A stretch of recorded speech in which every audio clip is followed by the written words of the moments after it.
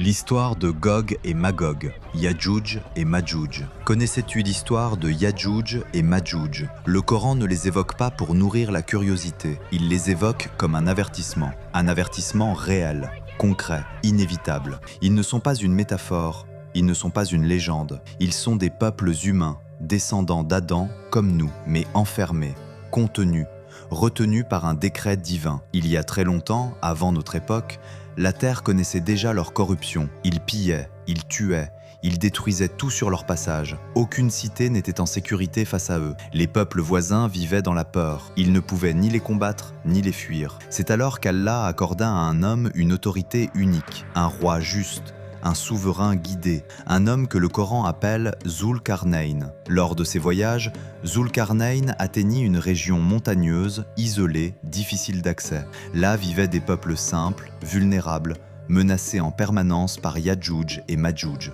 Ils lui dirent « Gog et Magog sèment la corruption sur la terre. Peux-tu ériger une barrière entre eux et nous ?» Zulkarnayn ne parla pas comme un tyran. Il ne demanda pas de richesse.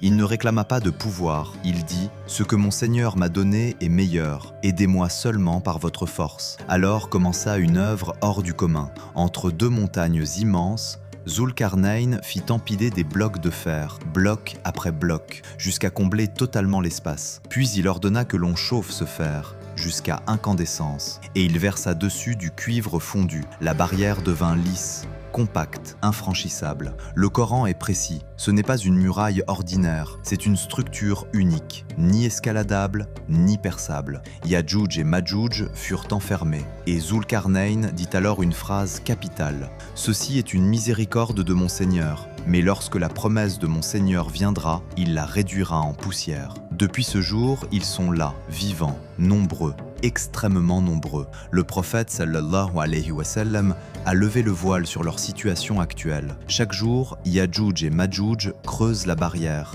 Ils creusent sans relâche. Ils approchent presque de la lumière. Puis ils s'arrêtent. Ils disent « Nous continuerons demain ». Et chaque nuit, Allah restaure la barrière, comme si rien n'avait été touché, jusqu'au jour décrété. Un jour, ils diront « Nous continuerons demain, si Allah le veut ». Ce jour-là, Allah ne restaurera pas la barrière, ils la perceront. Et alors commencera l'un des plus grands bouleversements que la terre ait jamais connu. Le Coran décrit leur sortie en une phrase saisissante. Ils déferleront de toute hauteur. Les savants expliquent, ils surgiront comme une vague, puis une autre, puis encore une autre. Ils se répandront sur la terre à une vitesse incontrôlable.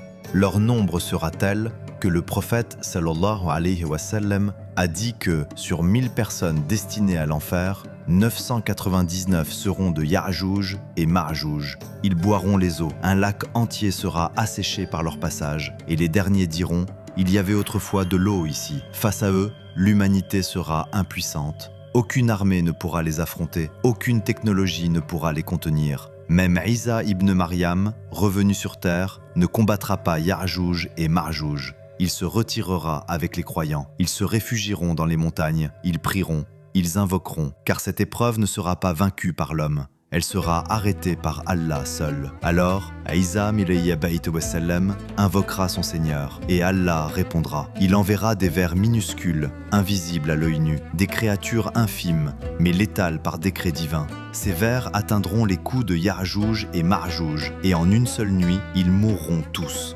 Des millions, des peuples entiers, anéantis simultanément. La terre sera recouverte de leur corps. L'odeur sera insupportable. La vie deviendra impossible. Alors, Allah enverra des oiseaux gigantesques. Ils emporteront les corps vers des lieux inconnus. Puis Allah fera tomber une pluie purificatrice, qui lavera la terre, qui rendra la vie possible à nouveau. Après Ya'jouj et Ma'jouj, une période de paix s'installera. La terre donnera ses fruits, la sécurité reviendra. Mais le monde aura compris une chose, que la puissance humaine a des limites, que la technologie ne sauve pas de tout, et que certaines épreuves sont là pour rappeler que le décret appartient à Allah seul. Le prophète sallallahu alayhi wa sallam n'a jamais raconté cette histoire pour faire peur, il l'a racontée pour réveiller. Car lorsque Ya'jouj et Ma'jouj sortiront, il sera trop tard pour spéculer, trop tard pour débattre, trop tard pour nier. Et Allah a conclu, la promesse de mon Seigneur est vérité.